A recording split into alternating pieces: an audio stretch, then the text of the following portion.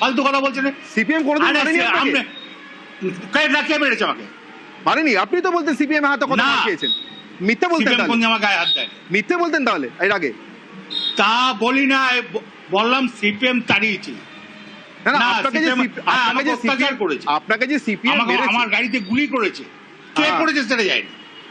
তাহলে সেই সময় আপনার পাশে কে ছিলেন, মমতা ব্যানার্জি না সিপিএম মারে নাই? সিপিএম মারে না। তখন আপনার পাশে কে ছিলেন, মমতা ব্যানার্জি না ঋতুব্রত ব্যানার্জি? সিপিএম এর সঙ্গে লড়াই চলে আমার। বুঝলাম, তখন পাশে কে ছিলেন, মমতা ব্যানার্জি না ঋতুব্রত ব্যানার্জি? কংগ্রেস। ঋতুব্রত ব্যানার্জি ছিল? এখন আমি তৃণমূল। ঋতুব্রত ব্যানার্জি ছিলেন এখন তৃণমূল। আপনি যেখানে বসে আছেন আপনার মাথার পিছনে যে ছবিগুলো রাখা, ওখানে তো এখনো মমতা ব্যানার্জির ছবি আছে। আপনি কার হাত ছেড়েছেন? সত্যি হাত ছেড়েছেন নাকি হাত ছাড়ার ভান করছেন? রাজীব গান্ধী। দাঁড়ান দাঁড়ান দাঁড়ান দাঁড়ান দাঁড়ান, আপনি বেশি অভিনয় করেন না। রাজীব গান্ধীর ছবি আছে, ইন্দিরা গান্ধীর ছবি আছে, তারপরে আমাদের এক্স মুখ্যমন্ত্রীর ছবি বিধানচন্দ্র রায়, রায়ের ছবি আছে, মমতা ব্যানার্জি, তারপরে বাজপেয়ীর ছবি আছে। আর কার ছবি দেখতে চান? মমতা ব্যানার্জির ছবিটা। মমতা ব্যানার্জির ছবি আছে, কেন থাকবে না? এই তো মমতা ব্যানার্জি হাত ছেড়ে দিচ্ছেন বলছেন, থাকবে। কবে লাগাবেন? মুখ্যমন্ত্রীর ছবি আছে আমার। কবে লাগাবেন শুভেন্দু অধিকারীর ছবি? না না, সিদ্ধার্থচন্দ্র রায় ঠিক টাইমে লাগাবো। ওই তো সিদ্ধার্থ শঙ্কর রায়ের ছবি আছে, 21শে জুলাইয়ের আগে না পরে? রায়ের ছবি আছে, জওহরলালের ছবি আছে। ঠিক টাইমটা 21শে জুলাইয়ের আগে না পরে? এই ঠিক টাইমটা 21শে জুলাইয়ের আগে না পরে? কি ব্যাপারে?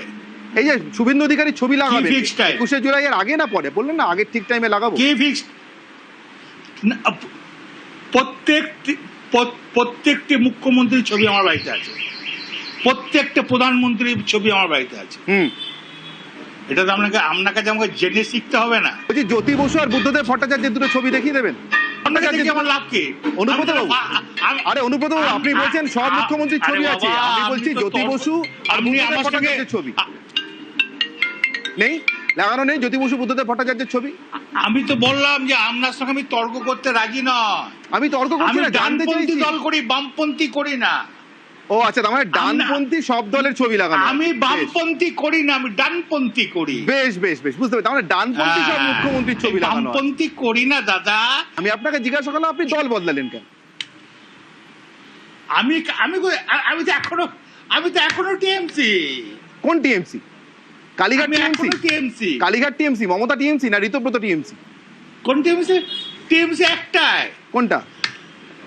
টিএমসি একটাই। কোনটা টিএমসি? সে টিএমসি কোনটা? কালীঘাট, মমতা, ঋতুব্রত, কোনটা? আপনি কে বলেন? আপনাকে কই পেতে দেবো? মানে আপনি আসলে নিজেও জানেন না আপনি কোন টিএমসি? আপনাকে কই পেতে দেবো? আপনাকে বোধহয় কেউ চ্যানেলে বলছি 21শে জুলাই আপনাকে বলতে আমি রাজি না। 21শে জুলাই পরের দিন থেকে আমরা চ্যানেলে, এর পরের দিন থেকে আমরা চ্যানেলে আপনাকে কোনো বাইকই দেবো না। সে দেবেন না, তাতে কি এসে যায়? এর পরের দিন থেকে আমরা চ্যানেলে কোনো বাইক দেবো না। আচ্ছা শুনুন না অনুব্রত মণ্ডল, এটা বলুন, আপনি আমাকে একটা কথার উত্তর দিন।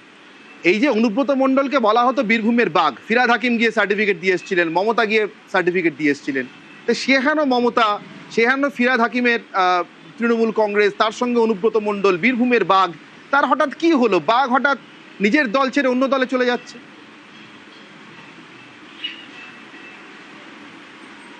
আমি টিএমসি তে আছি।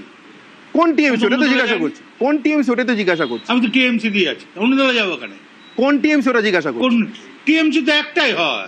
কোনটা? জোড়াফুল তো একটাই হয়। কোনটা? কোনটা? জোড়াফুল তো একটাই হয়। আমি বীরভূমের মানুষ, আমি আপনাকে খুব ভালো করে চিনি। আপনিও আমার বংশ, আমি নিজে বীরভূমের ছেলে, আপনাকে ভালো করে চিনি। শুনুন না, আরে শুনুন না অনুব্রত, আরে ব্যক্তিগত কথা থাক, শুনুন না, আসল কথায় আসি। বলছি শুনুন না অনুব্রত বাবু, আসল কথা, দলের কথায় আসি, ব্যক্তিগত কথা থাক। আপনি ব্যক্তিগত আলোচনা করবেন না। আমি করছি না তো, আমি তো আপনাকে বারবার রাজনীতির কথা জিজ্ঞাসা করছি, আপনি খালি ব্যক্তিগত কথা চলে যাচ্ছেন। রাজনীতির কথা বলি না, আপনি রাজনীতির মানুষ, আমি সাংবাদিক। আলোচনা করবেন না। শুনুন না, আমি আপনাকে যেটা জিজ্ঞাসা করছিলাম, প্লিজ একটু মন দিয়ে শুনুন, যেটা জিজ্ঞাসা করছি একটু মন দিয়ে শুনুন। বলছি এই যে আপনি পুলিশকে এত গালমন্দ করলেন রাত্রিবেলা, তারপরে আপনার হাজতবাস নিশ্চিত ছিল, তারপরে আপনি হাজতবাস না করে উল্টে জামিন নিয়ে বাইরে থাকলেন। মমতা বন্দ্যোপাধ্যায়ের মতো আপনার সুখে দুঃখে পাশে কেউ কোনোদিন দাঁড়িয়েছে? তখন তো ঋতুব্রত ছিলেন না। তা আজকে সেই মমতার হাত ছাড়লেন কেন? আরো বেশি বড় হাজতবাসের ভয় আছে নাকি? আপনাকে বলতে আমি রাজি নয়। মানে আপনাকে বলতে আমি রাজি নয়, তার মানে ভয় আছে? আপনার ব্যক্তিত্ব চেয়ে আমার ব্যক্তিত্ব দাম অনেক। তার মানে ভয় আছে? না না, আপনার চেয়ে আমার ব্যক্তিত্বের দাম অনেক বেশি। আমি ওসব জানি না। আপনার চেয়ে আমার অনেক ব্যক্তিত্বের দাম। সে হতে পারে, আপনার কাছে আমার দাম বেশি। আমি বলছি তাহলে ভয় আছে কি নেই সেটা বলুন।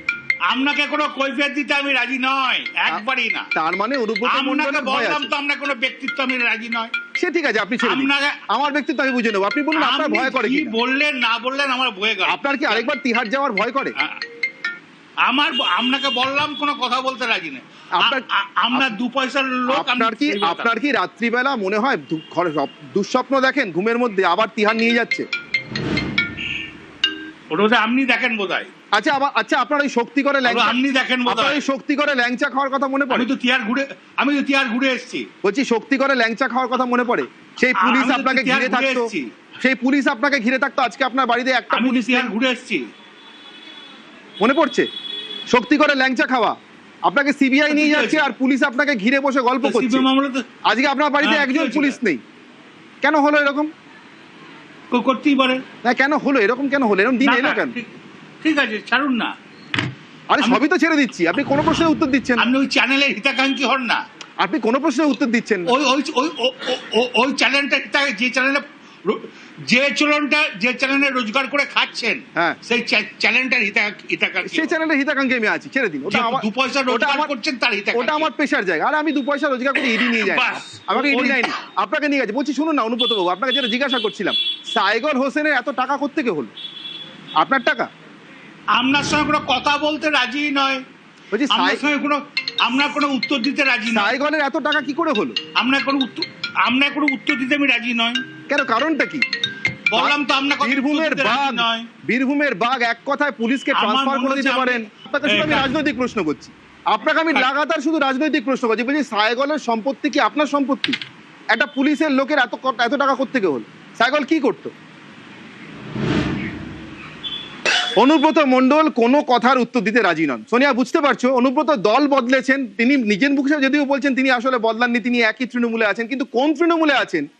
21শে জুলাই 4টে দল এবার 21শে জুলাই পালন করবে, তার মধ্যে একটা কংগ্রেস। তিনি কোনটাতে যাবেন সেটা থেকে শুরু করে সাইগর হোসেনের সম্পত্তি, মানে তার ব্যক্তিগত নিরাপত্তা রক্ষী, তার সম্পত্তি কোত্থেকে হলো, গরু পাচার, কয়লা পাচার, এই টাকাগুলো অনুব্রত মণ্ডল আদৌ কোথা থেকে পেয়েছিলেন, তার সঙ্গে পাচারের কোনো যোগ ছিল কিনা, সিবিআই ইডি কেন তাকে নিয়ে গিয়েছিল, কিসের ভয় তিনি দল ছাড়ছেন, কোনো ভয় কাজ করছে কিনা, দল বদল করলেন কিনা, মমতা বন্দ্যোপাধ্যায় হাত ছাড়লেন কোন ভয়, এই কোনোটারই উত্তর প্রশ্ন করলে অনুব্রত দিতে পারছে না। শুধু নিউজ 18 বাংলা তার সাংবাদিকদের নিয়ে ব্যক্তিগত প্রশ্ন, ব্যক্তিগত কুৎসা করছেন। অর্থাৎ তিনি এই মুহূর্তে কোনো রাজনৈতিক উত্তর দেওয়ার অবস্থায় নেই। এটা বোধহয় অনুব্রত মণ্ডলের জীবনের সব থেকে অরাজনৈতিক একটা দিন বা অবস্থা।